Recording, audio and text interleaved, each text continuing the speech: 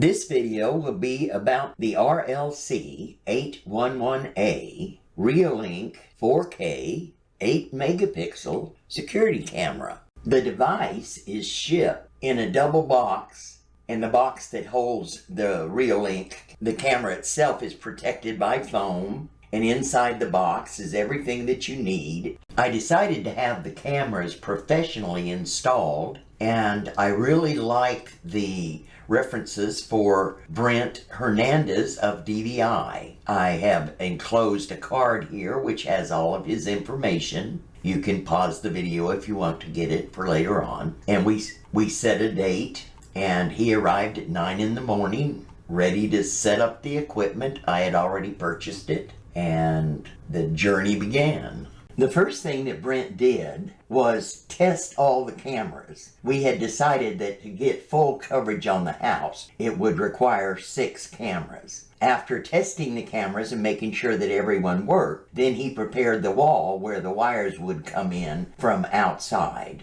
The next step was to measure out all the Ethernet cables that would be going through the wall.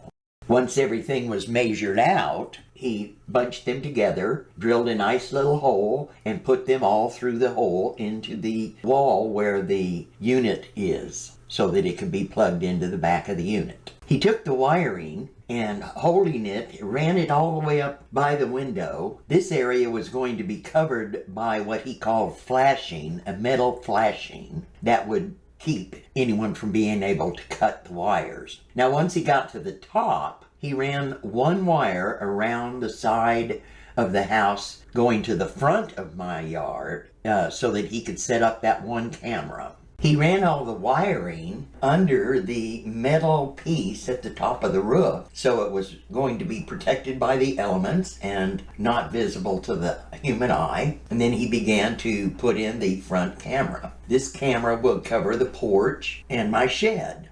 Only one wire was ran to the front of the trailer, and all the rest of the wires he ran from the back and setting up each camera one at a time until he got all 6 set up. He used his phone to be sure of the direction of the camera and make sure it was the best coverage for that area. Then he would double check each camera for the two-way audio and make sure that it was the proper view.